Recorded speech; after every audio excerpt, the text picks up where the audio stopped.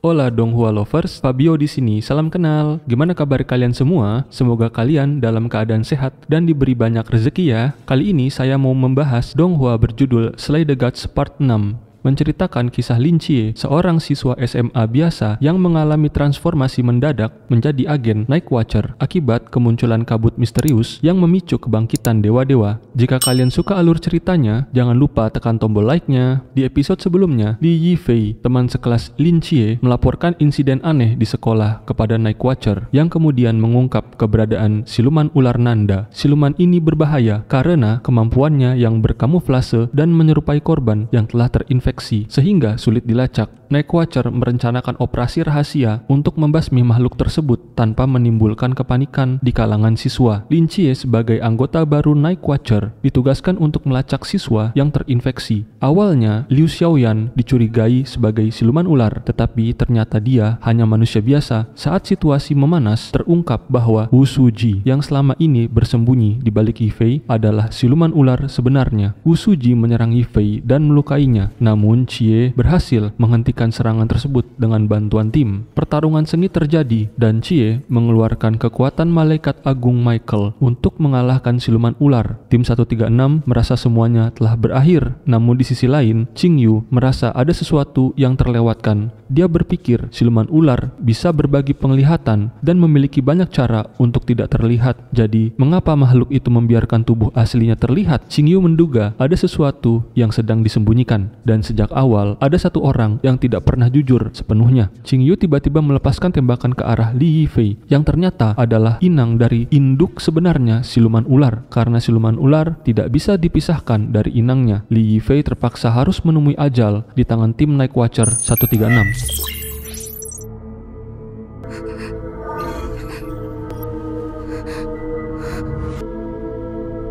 Adegan kemudian beralih ke sel tahanan di rumah sakit jiwa para dewa. Ketakutan siluman ular yang sebelumnya menyamar sebagai Wu Suji mencapai 70%, akhirnya memaksanya berbicara. Siluman itu mengungkapkan bahwa sebagai anggota klan siluman ular, ia hanya ingin bersembunyi dan hidup berdampingan dengan manusia. Namun, seseorang dari gereja dewa kuno muncul dan memintanya untuk mencari agen Divine, malaikat agung Michael. Karena ia tidak bisa menolak atau melawan, siluman ular terpaksa mengikuti perintah itu untuk bertahan hidup.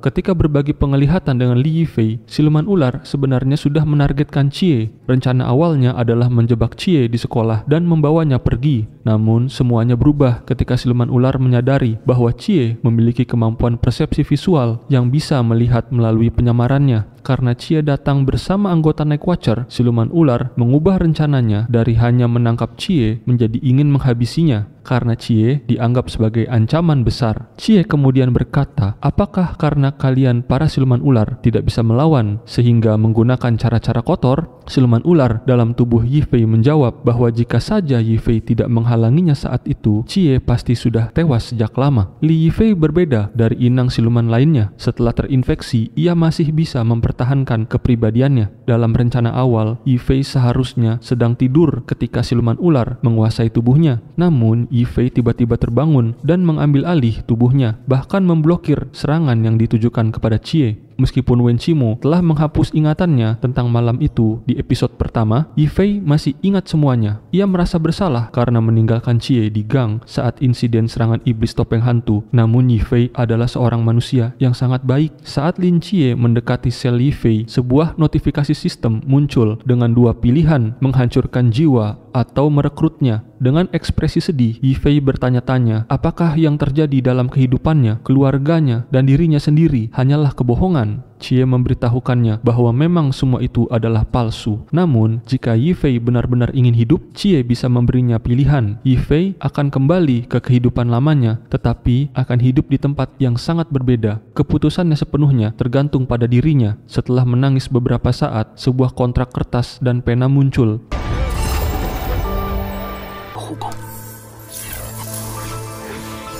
Inilah momen di mana Chie mendapatkan perawat pertamanya. Kisah siluman ular yang telah berada di dalam tubuh Yifei sejak kecil kini menjadi masa lalu dan ia akan menjalani kehidupan baru sebagai dirinya sendiri.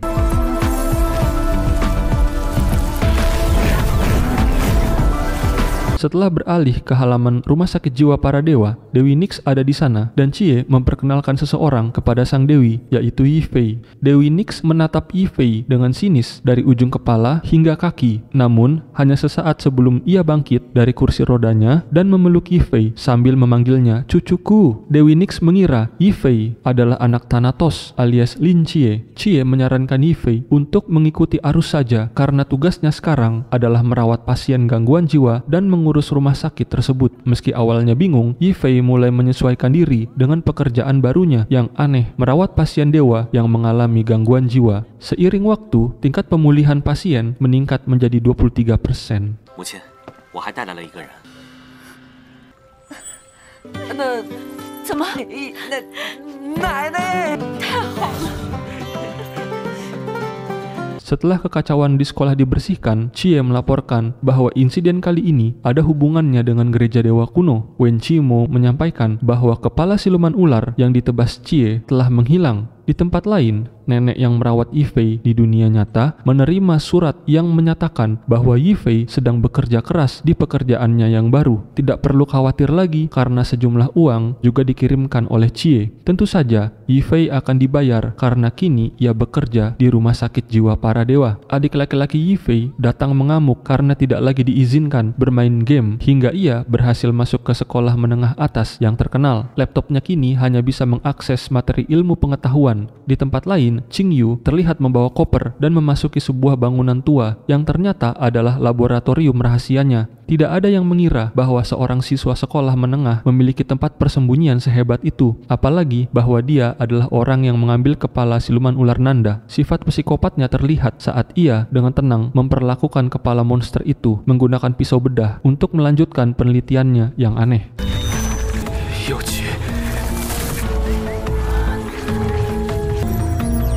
Sementara itu, Chie menghabiskan harinya dengan berlatih pedang bersama Kapten Chen Muye. Dalam pertarungan, Chen Muye mengingatkan bahwa Chie akan segera mengikuti camp pelatihan Night Watcher, kewajiban bagi seorang anggota organisasi. Chie berjanji untuk tidak mempermalukan tim 136 yang telah membimbingnya.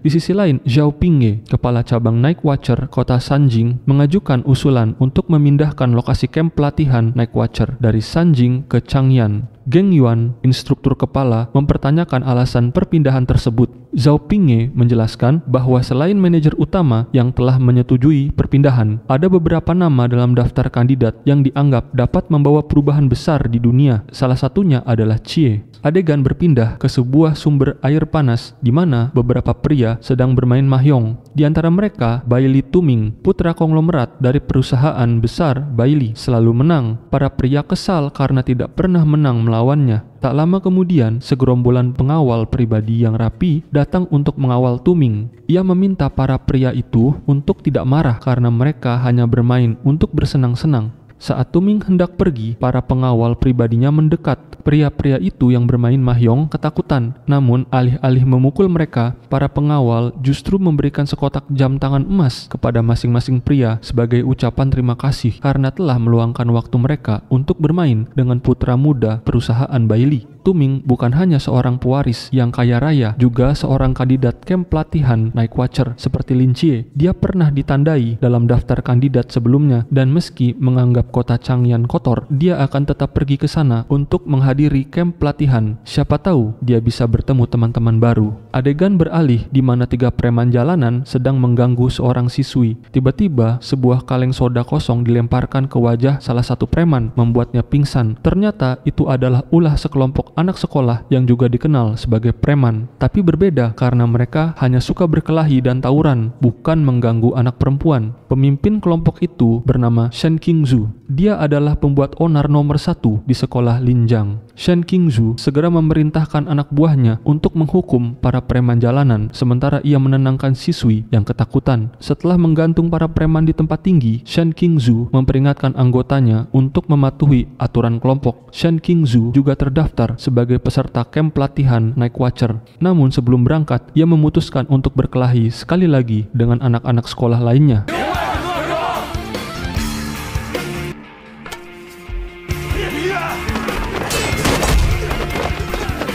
Panggung beralih ke Gunung Jihua, di mana seorang pria bernama Cao Yuan, seorang pendosa, mengasingkan diri di kuil pegunungan. Ia berharap semua dosa masa lalunya dapat dihapuskan. Cao Yuan adalah kandidat terakhir yang terdaftar dalam kamp pelatihan Night Watcher. Seorang biksu yang membimbingnya di kuil menyarankan agar ia pergi berlatih di kota Changyan dan memberinya nasihat bijak. Sang biksu juga menyebutkan bahwa di Changyan, Cao Yuan akan bertemu dengan seorang pria hebat. Jika Cao Yuan bisa memanfaatkan kesempatan ini, ia tidak hanya dapat menebus dosanya, tetapi juga mendapatkan hasil yang luar biasa. Orang hebat macam apa yang dimaksud? Tanya Cao Yuan. Sang biksu menjawab dengan kalimat singkat, penyelamat dunia ini teguh dalam kegelapan malam selama 10 tahun. Meski belum sepenuhnya mengerti, Cao Yuan bertekad mencari orang hebat tersebut di Changyan. Seorang pria berambut putih yang menduduki kursi nomor 3 di gereja dewa kuno meminta maaf kepada atasannya karena gagal mencegah Night Watcher mendapatkan agen Divine terlebih dahulu. Namun, menurutnya hal ini bukan masalah besar karena mereka telah mengirim beberapa perwakilan kuat untuk merebut kembali agen Divine alias Lin Chie. Di antara perwakilan tersebut adalah Lisa, wanita berambut hijau yang mengenakan gaun hijau, agen Medusa yang merupakan agen yang sangat kuat, bekerja sama dengan Liu Liang, pria bertato yang menduduki kursi ke-16 di gereja.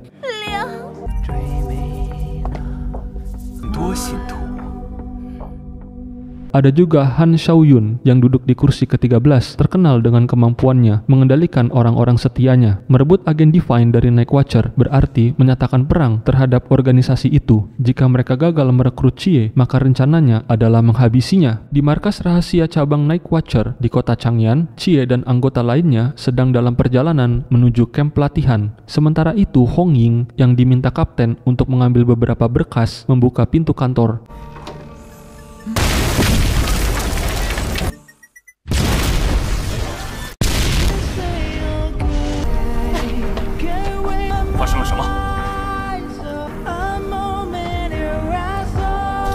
Dan tiba-tiba terjadi ledakan besar. Beruntung Hong Ying selamat dari ledakan tersebut. Saat melihat keluar, ia melihat sosok berjubah yang segera dikenali sebagai anggota gereja dewa kuno. Penyerangan tersebut menjadi deklarasi perang antara kedua pihak. Sementara ini dipicu oleh perebutan Lin Chie yang tanpa sadar telah menjadi pusat konflik yang tak terhindarkan. Di sisi lain, Lin Chie yang tidak tahu apa-apa tentang ini saat ini sedang menikmati udara segar di pegunungan Jiangnan, tak jauh dari kota Changnan, tanpa menyadari bahwa dirinya adalah sosok yang menjadi pemicu perang besar.